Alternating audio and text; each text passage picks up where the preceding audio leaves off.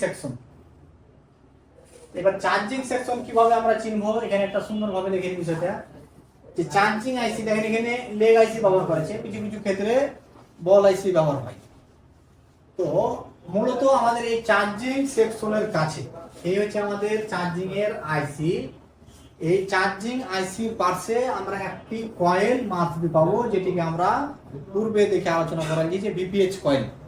এই কয়েলটি আমরা মাস্ট পাবই।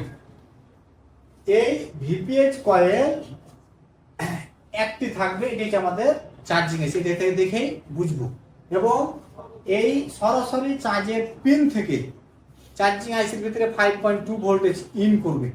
এটি হচ্ছে আমাদের মেন যে চার্জিং এর আইসি, যেটা এটা হচ্ছে আমাদের দুইটা রকম এই সিস্টেমগুলো আছে বুঝা, যে ভিপিএইচ কয়েল থাকবে চার্জিং আইসির লগে, তারপরে আপনার সরাসরি চার্জের পিন থেকে ডাইরেক্ট 5 ভোল্ট ইন করবে চার্জিং আইসির ভিতরে।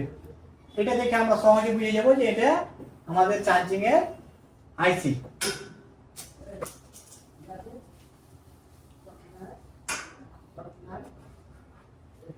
তাহলে চার্জিং আইসি এখন চিনতে পারবেন আপনারা, বুঝতে পারছেন বিষয়টা। চার্জিং আইসির যে সিস্টেমটা আমি বুঝাতে চাইলাম, সহজে চার্জিং আইসির পাশে একটি কয়েল মাসবে থাকবে, সেটা হচ্ছে ভিপিএইচ কয়েল।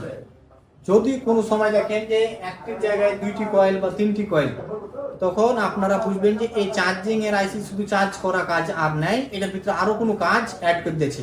এমন হতে পারে যে গ্রাফিক্সের যে আলাদা একটা আইসি ব্যবহার করে ওটা না করে এই চার্জিং আইসির ভিতরে গ্রাফিক্সের আইসি দিয়ে দিচ্ছে, এই জন্য আলাদা একটা কয়েল অ্যাড হয়েছে।